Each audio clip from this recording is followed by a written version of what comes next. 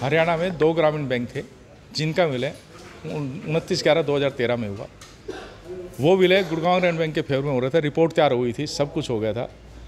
लेकिन अचानक सडनली एक हुड्डा का लेटर आता है, जो उस टाइम सीएम थे हमारे, और उन्होंने कह दिया ये उनको दे दिया जाए। तो उसमें 3 अधिकारी, एक AK डोगरा जी, एक प्रवीण जैन जो चेयरमैन थे हरियाणा ग्रामीण बैंक के, एक राकेश गुप्ता जी जो जनरल मैनेजर थे PNB के, इन्होंने मिलकर एक रचना रची, भाई इसको कैसे हड़पा जाए। क्योंकि गुड़गांव बैंक का 700 करोड़ के करीब रिजर्व था, 88 करोड़ के करीब प्रॉफिट था, और देश में 10 बैंकों में रहता था हमेशा। तो इसको इन्होंने करके वो सारी रिपोर्ट चेंज करके अनऑडिटेड फिगर डाल के इसको मर्जर कर दिया।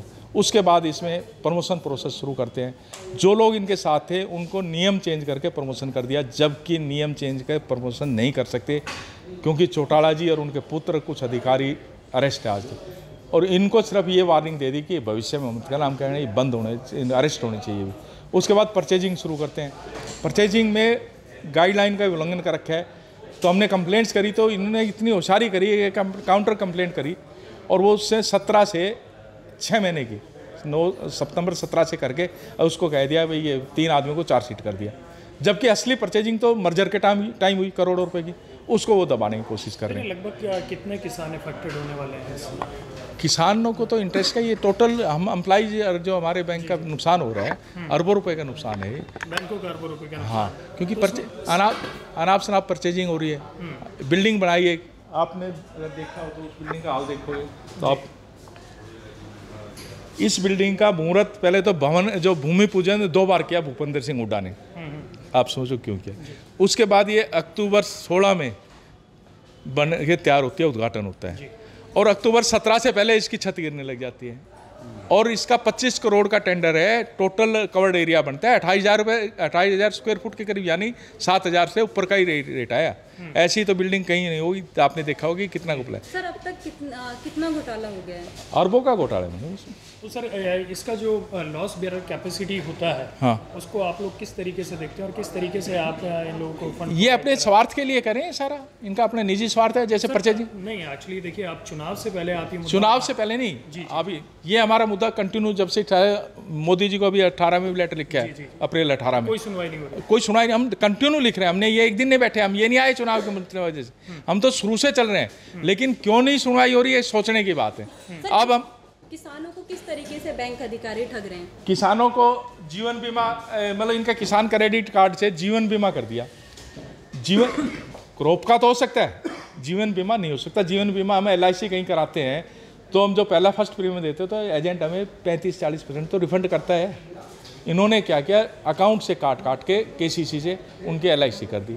उसके एवज में जिन अधिकारियों ने ये काम किया उनको तो थाईलैंड घूमने भेज दिया, ठीक है। और उसके एवज में कैश क्रेडिट क्या हुआ, कैसे हुआ, चेयरमैन को क्या मिला, वो चेयरमैन है। इसकी कंप्लेंट भी 12 में कुछ लोगों ने की थी, उसकी इंक्वायरी करी उड़न दस्ता CM ने हरियाणा के, उसमें दोषी पाए गए, उसको फिर दबा लिया।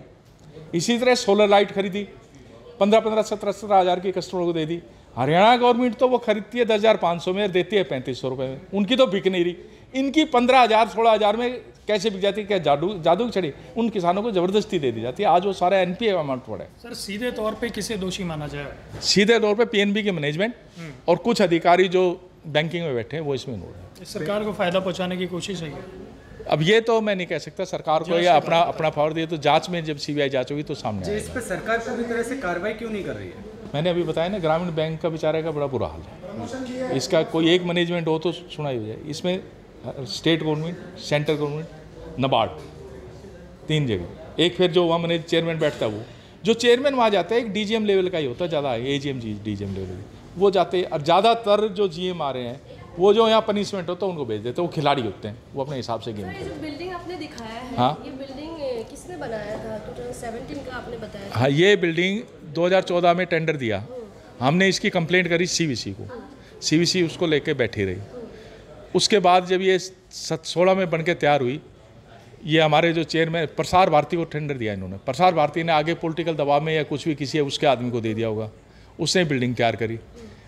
अचानक अगस्त 17 में, 16 में तो ये तैयार होती है, अगस्त 17 में ये छत, एक लाइब्रेरी थी उसकी छत पूरी गिर जाती है, एकदम मल्ला मस्त है। वो तो लाइब्रेरी लोग थी, स्टेशनरी पर रखी थी इन्होंने, अगर वहाँ कोई आदमी बैठा तो मिस हैपनिंग हो जाती। तो किस नज़र से देखते हैं सर इस जो हो रहा है वहाँ पर किसानों के साथ, हाँ। इसको आप कैसे बिल्कुल चुनाव बिल्कुल करीब है, क्या स्टेप लेना चाहिए अभी तुरंत? अब एक्शन लेना चाहिए इनको, और मैनेजमेंट या तो चेंज करके तुरंत, या नाबार्ड के हवाले आरआरबीज को एक मैनेजमेंट दे दे तो आरआरबीज तो बहुत टॉप पे जाएंगे सारे, क्योंकि इनके जो वर्कर है लोगों से मिले हुए, मतलब घर की तरह लोगों से काम करते हैं। 10 या 20% तो मैं नहीं कह सकता, हर 10 संस्था में मिलते हैं, लेकिन इतना रिलेशन है किसानों के साथ इन लोगों का, ये किसानों की बड़ी सेवा करते हैं, हर तरह से फायदे हैं।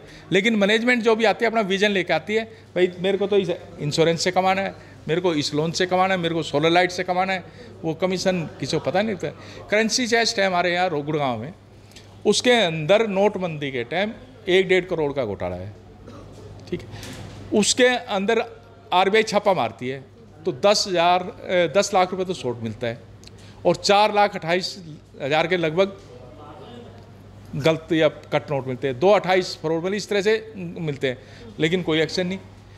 अब वो 10 लाख जो शॉर्ट मिला था, नोटबंदी का टाइम निकल चुका था, सब कुछ हो गया था, लेकिन क्या हुआ, आरबीआई लिख के चलेगी 10 शॉर्ट है, इन्होंने कह दिया जी नहीं हम दोबारा काउंटिंग कर रहे हैं, मिल लेंगे। इन्होंने बाहर से वो कलेक्शन की और वो डब्बे जो नोट काउंटिंग थे वो दूसरी जगह पहुंचाए और उसमें डाल के अंदर एंट्री कर गए। इस तरह की है, उसमें 33,70,000 की प्लेंटी लगी है, और अभी इंक्वायरी चली है। तो 33,70,000 इन अधिकारियों पे पड़ना चाहिए ना, जिनकी वजह से ये काम हुआ।